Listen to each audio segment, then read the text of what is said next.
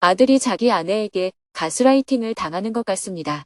2025년 8월 31일 오세아니아 순회 강연, 뉴질랜드 오클랜드. 안녕하세요. 오늘은 오세아니아 순회 강연 중 두 번째 순서로 뉴질랜드 오클랜드에서 한국 교민들을 위해 증문즉설 강연을 하는 날입니다. 스님은 새벽 기도와 명상을 마친 후 숙소에서 새벽 4시 20분에 시드니 공항으로 출발했습니다. 공항에 도착해 어제부터 직장에 휴가를 내고 운전 봉사를 맡아준 표정민 님에게 감사 인사를 하고 공항으로 들어갔습니다. 출국 수속을 한 후 탑승구 앞에서 대기하다가 뉴질랜드행 비행기에 탑승했습니다. 시드니 공항을 7시 10분에 출발한 비행기는 3시간 10분을 비행한 후 현지 시각으로 12시 20분에 뉴질랜드 오클랜드 공항에 도착했습니다. 뉴질랜드는 시드니보다 2시간 빠르기 때문에 이미 정오를 지나 오후가 되어 있었습니다. 공항에는 뉴질랜드에 거주하는 정토 회원들이 마중을 나와 꽃다발로 환영을 해주었습니다. 함께 기념사진을 찍고 차를 타고 곧바로 강연장으로 향했습니다. 오늘 강연이 열리는 곳은 뉴질랜드 오클랜드 알바니의 유니버시티 애비뉴에 위치한 메시대학교 알바니 캠퍼스의 써닐 워터스 렉처 시어터입니다. 이곳은 대학 강의실답게 계단식 좌석이 마련되어 있었습니다. 스님은 오후 2시에 강연장에 도착하여 간단히 죽으로 점심 식사를 했습니다. 강연장 안팎에서는 봉사자들이 분주히 움직이며 찾아온 청중을 반갑게 맞이하고 있었습니다. 그러나 밖에서는 거센 비바람으로 하버 브릿지가 전면 통제되어 곳곳에서 교통체증에 갇힌 이들이 발걸음을 재촉하지 못하고 있다는 연락이 이어졌습니다. 그럼에도 불구하고 뉴질랜드에 사는 한인 교민 300여 명이 긴 도로 정체를 뚫고 강연장에 도착해 자리를 가득 메웠습니다. 축하 공연에 이어서 오후 3시 정각에 스님이 무대 위로 걸어 나왔습니다. 큰 박수와 환호가 쏟아졌습니다. 스님이 웃으며 인사말을 했습니다. 증문즉설은 제가 해결책을 제시하는 자리가 아닙니다. 이 시간은 대화를 통해 질문자 스스로 답을 찾아가는 과정입니다. 그래서 증문즉답과는 다릅니다. 설법이나 설교처럼 말씀설자를 쓰는 것은 단순히 지식을 전달하는 강의가 아니기 때문입니다. 대화를 나누는 과정에서 인간의 고뇌가 풀릴 때 그 대화를 설이라고 표현하는 것입니다. 영어로는 담마 토크라고 하죠.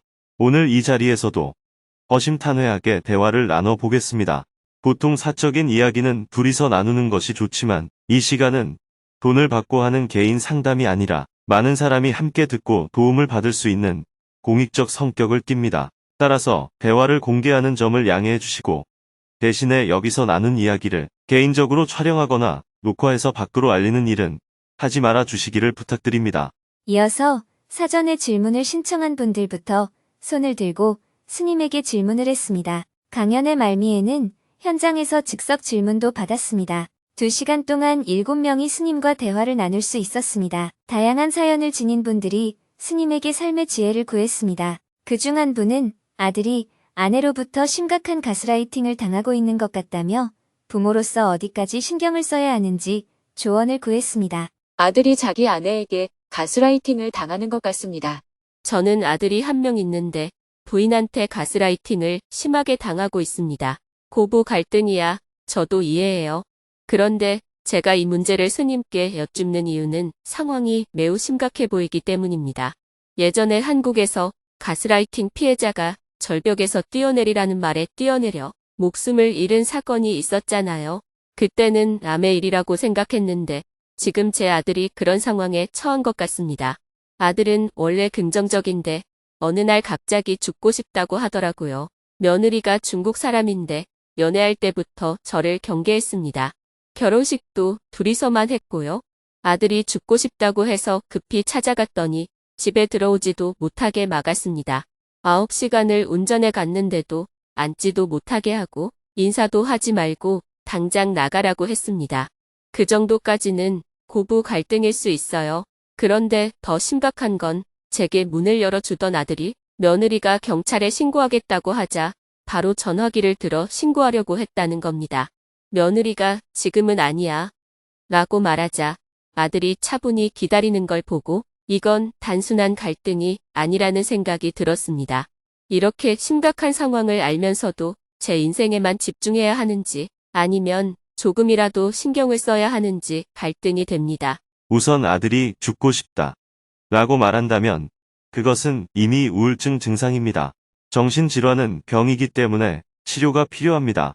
그러나 남을 때리거나 물건을 부수는 등 사회적으로 위험한 행동을 하지 않는 이상 법적으로는 인권보호 차원에서 강제 입원이 불가능합니다. 본인이 스스로 병원에 가지 않으면 치료 방법이 없어요. 또한 성인이 된 이후에는 부모가 대신 결정할 권한이 없습니다. 결혼한 이후라면 법적, 사회적 권한은 부모가 아니라 배우자에게 주어집니다. 재산도 우선적으로 아내와 자식에게 상속되지 부모에게 돌아가지 않아요. 아무리 부모가 자식을 낳고 키웠다 하더라도 결혼 후에는 결혼으로 맺어진 관계가 더 우선권을 갖게 되는 것이죠. 질문자가 볼 때는 이 집이 아들의 집 같지만 사실상 완전히 남의 집입니다. 아들이 들어오라 해도 아내가 안 된다고 하거나 경찰에 신고하려는 것도 윤리적으로 부모가 보기에는 문제처럼 보이지만 법적으로는 전혀 문제가 되지 않습니다. 그래서 아들이 아내의 뜻을 따르는 행동을 보고 가스라이팅이라고 단정할 수는 없습니다. 설령 아들이 가스라이팅을 당해 그런 선택을 한다 해도 현실적으로 부모가 개입할 방법은 없습니다. 그것은 남의 일입니다. 과거에는 질문자의 아들이었지만 결혼한 지금은 남이에요. 질문자는 지금 남의 일에 개입하려고 하고 있는 겁니다. 그러다 무슨 일이 생기면 어떻게 해요? 무슨 일이 생기더라도 어쩔 수 없습니다. 달리 방법이 없어요. 그런가요? 아들을 20살까지 잘 키웠다면 이미 엄마로서의 역할을 다한 겁니다. 아무리 질문자가 엄마라 해도 결혼 이후에는 범죄만 저지르지 않는다면 그들의 삶은 그들 자신의 것입니다. 그 사실을 받아들이지 못하고 미련을 두면 해결할 방법도 없으면서 괜히 마음만 전전긍긍하게 됩니다. 주변 사람들은 아들한테 조금 더 다가가 보라고 하지만 저는 그러고 싶지 않거든요. 그건 하고 싶고 안 하고의 문제가 아니에요. 그냥 한번 전화해서 너한테 10만 불 정도 줄 테니까 받을래? 라고 물어보세요. 주는 것도 없이 잔소리만 하려고 전화하면 누가 좋아하겠어요? 저도 도움을 주고 싶다는 생각은 했어요. 그런데 며느리 때문에 엄마가 볼 때는 문제가 있어 보이지만 며느리 입장에서는 남편이 자신의 말을 잘 듣는 거잖아요. 그럼 좋은 일 아니에요? 너무 잘 들어요. 자기 아내한테는 엄청나게 잘해요. 이것은 질문자가 중국 문화를 몰라서 생기는 오해예요. 예를 들어 중국에서는 남편이 아침에 일어나 밥을 차려놓고 아내를 깨우는데 아내가 안 일어나면 3번, 4번 깨워서 먹이는 것이 중국 문화예요. 한국 사람 입장에서는 꼴사나워 보이고 이해가 안 되지만 대부분의 중국 남자들이 집안일을 다 합니다. 아내는 거의 손도 하나 까딱하지 않습니다. 한국 시어머니 입장에서는 아들이 가스라이팅을 당했다 라고 보일 수 있지만 중국 문화권에서는 전혀 문제되지 않는 일이에요. 시어머니가 쓸데없이 간섭한다고 생각할 뿐이죠. 그러니 그냥 내버려 두세요. 잘 알았습니다. 감사합니다. 계속해서 질문들이 이어졌습니다. 회사에서 상사의 태만한 근무 자세로 인하여 제가 피해를 보고 있습니다. 제가 일구어 놓은 공을 다 가져가는 상사의 모습을 보고 있자니 너무 괴롭습니다. 종교 모임의 리더로서 모임 내에서 일어나는 부조리를 보고 있는 게 힘듭니다. 최근에 남편, 딸과의 사이도 좋지 않아 괴롭습니다. 교화시설에 수감 중인 조카가 걱정됩니다. 조카의 엄마인 언니와 조카의 갈등을 제가 어떻게 해결해 줄 수 있을까요? 오랜 종교 생활에도 불구하고 믿음이 생기지 않아 고민입니다. 종교적 믿음을 갖기 위한 팁을 알고 싶습니다. 딸의 양육 의무로 인하여 이혼한 전 남편과 계속 만나야 하는 상황이 괴롭습니다. 결혼하여 출가한 두 딸이 저와 절연을 했습니다. 어릴 때 상처를 주긴 했지만 만나주는 것조차 하지 않으니 고통스럽습니다. 대화를 마치고 나니 오후 4시 30분이 되었습니다. 곧바로 책 사인회를 시작했습니다. 강연에 참석한 많은 분들이 사인을 받고 스님에게 감사의 마음을 표현했습니다. 스님 덕분에 뉴질랜드에서 행복하게 살고 있습니다. 감사합니다. 책 사인회를 마치고 강연을 준비한 봉사자들과 함께 기념사진을 찍었습니다. 강연을 총괄한 이재만님에게는 스님의 책을 선물하며 감사의 마음을 전했습니다. 스님은 봉사자들에게 다시 한번 따뜻한 인사를 건넸습니다. 모두 수고했어요.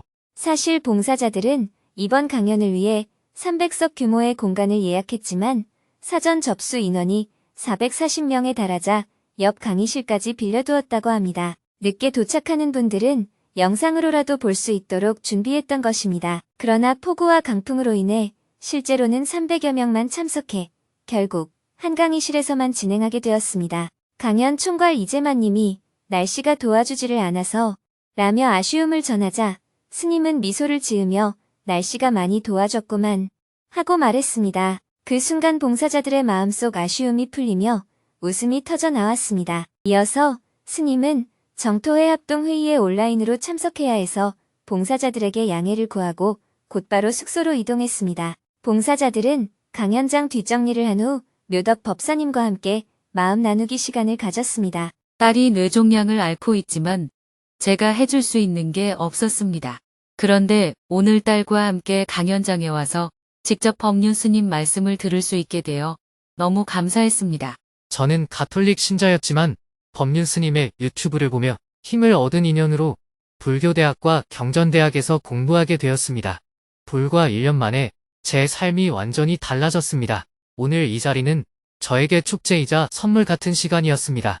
저는 3시간 거리의 로토루아에서 달려왔습니다. 외롭고 힘든 이민 생활 속에서 오늘 이 시간이 큰 위로가 되었습니다. 다음에도 꼭 다시 봉사할 기회가 있으면 좋겠습니다. 한편 스님은 차로 1시간을 달려 오늘의 숙소인 박정윤님의 댁에 도착했습니다. 곧바로 노트북과 카메라를 설치한 후 현지 시각으로 저녁 7시에, 한국 시각으로 오후 4시에 정토회 합동회의에 온라인으로 참석했습니다. 정토회 합동회의는 대중부, 공동체, 사회활동위원회를 비롯해 정토회 산하의 모든 단체의 임원들이 모두 한자리에 모여서 각 단위 사업을 공유하고 토론하는 회의입니다. 참석자들은 하루 종일 정토회 사업 보고와 결산 보고를 받고 토론까지 끝마친 후 마지막으로 스님을 모시고 회양 법문을 청했습니다. 스님은 정토회가 2차 만일결사를 시작하고 나서 첫 번째 천일의 시간을 돌아보면서 두 번째 천일을 준비하는 자세에 대해 이야기해 주었습니다. 인공지능이 빠르게 발전하면서 사회 전반에 큰 변화가 일어나고 개인의 삶에도 적지 않은 영향을 미칠 것이라고들 합니다. 많은 사람이 이로 인해 직업을 잃게 되지 않을까 걱정하고 있습니다. 실제로 챗GPT와 같은 인공지능의 등장은 기존의 직업을 사라지게 하고 이전에는 없던 새로운 직업을 만들어내며 사람들의 삶을 크게 바꾸고 있습니다. 그러나 그렇다고 해서 인간의 고뇌가 사라지는 것은 아닙니다. 오히려 고뇌에서 조금이라도 자유로워지고 고뇌 없는 삶을 추구하려는 인간의 욕구는 점점 커지고 있습니다. 이런 면에서 종교로서의 불교가 아닌 수행으로서의 불교에 대한 관심과 수요는 한층 더 늘어나고 있다고 볼 수 있습니다. 인공지능 시대, 어떻게 부처님의 법을 전해야 할까요? 오늘날 우리는 유튜브와 인공지능 같은 새로운 문명의 도구를 통해 이전보다 훨씬 넓은 지역과 많은 사람에게 문자보다 더 정확하게 부처님의 법을 전할 수 있게 되었습니다. 문명이 급속도로 변하는 시기에는 전통적인 방식만을 고수하면 새로운 기술과 도구에 소극적일 수밖에 없습니다. 하지만 시대가 요구하는 변화는 피할 수 없고 결국 우리는 이러한 도구를 활용할 수밖에 없게 됩니다. 이럴 때 우리는 이 도구들을 통해 부처님의 법을 보다 널리 효과적으로 전해야 합니다. 물론 도구가 생긴다고 해서 인간의 고뇌가 사라지는 건 아니지만 고뇌를 줄일 수 있는 새로운 방편이 마련된 것입니다. 수요가 늘어나고 전달 방법이 더욱 효과적이기 때문에 우리는 이러한 도구를 적극적으로 활용해야 합니다. 하지만 좋은 도구에는 언제나 부작용이 뒤따릅니다. 역사적으로나 사회적으로 늘 경험해 온 일입니다. 과거에 인간이 문자에 얽매여 문자의 노예가 되었듯 오늘날 우리는 인공지능이나 알고리즘, SNS 등에 의존하면서 사고가 편협해지고 자기 주체성을 잃은 채 살아갈 위험도 안고 있습니다. 이러한 부작용을 최소화하고 장점을 최대한 살리는 길은 우리 스스로 찾아야 할 과제입니다. 온 오프라인이 결합된 하이브리드 방식으로 펼쳐갈 새로운 길. 물론 수행이란 본질적으로 사람과 사람이 만나 서로의 향기를 느끼고 감화받으며 전달될 때 가장 큰 효과를 발휘합니다. 문자로 전달될 때 발생하는 한계를 극복하기 위해 선에서는 사람과 사람, 마음과 마음이 이어지는 이심전심이라는 과제를 제시했습니다. 오늘날 SNS를 통한 전달은 매우 효율적이지만 수행의 근본인 인격의 향기를 통해 담아받는 부분에는 한계가 있습니다. 이 점을 보완하기 위해 온라인을 중심으로 하되 오프라인에서 부족한 점을 채워주는 것이 필요합니다. 단순히 오프라인에 대한 향수 때문이 아니라 온라인이 갖는 한계를 실질적으로 보완하기 위한 조치가 필요한 것입니다.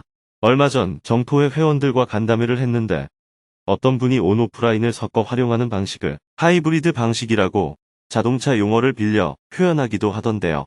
2026년부터 시작되는 2차 천일결사에도 정토회는 온라인을 기본으로 하되 오프라인 보강을 통해 온라인의 부족함을 채우는 방식으로 운영해 나가야 할 것입니다. 동시에 온라인과 인공지능이 결합하며 영역을 넓히는 상황에서 온라인의 장점을 최대한 살릴 수 있는 시스템 도입과 프로그램 개발도 계속 추진되어야 합니다. 첫째, SNS 기반의 온라인 시스템을 계속 연구하여 만들어 나가야 합니다. 이것은 우리가 경험하지 못한 것들을 실험하며 차근차근 구축해야 하는 일입니다. 둘째, 온라인 방식의 오프라인 방식을 더 보완해 나가야 합니다. 이 두 가지 방향 위에서 정토회의 발전을 도모해 나가야 합니다. 전 세계적으로 볼 때 정토회가 운영하는 불교대학과 행복학교는 참신하고 유용하여 확산 가능성이 매우 큽니다. 다만 인력과 홍보의 한계로 인해 확산 속도는 더딘 편입니다. 그러나 전 세계로 확산할 수 있는 잠재력은 충분합니다. 또한 사회 실천 활동으로 환경운동과 소비 멈춤, 평화운동, 국제구호 활동도 전 세계로 확산될 가능성이 있습니다. 이러한 사회 실천과 정토회 수행 프로그램은 상호 상승 작용을 하게 될 겁니다. 사회 실천 활동에 대한 신뢰가 수행에 대한 관심으로 이어지고 수행하는 사람들이 사회 실천 활동에 참여하게 됩니다. 이러한 요소들을 조화롭게 연결해 인류 문명의 새로운 대안을 만들어서 확산하는 것이 우리의 과제입니다. 이러한 전망을 바탕으로 다음 주에 열리는 전법 행자 대회에서도 논의가 더욱 깊이 이어지길 바랍니다.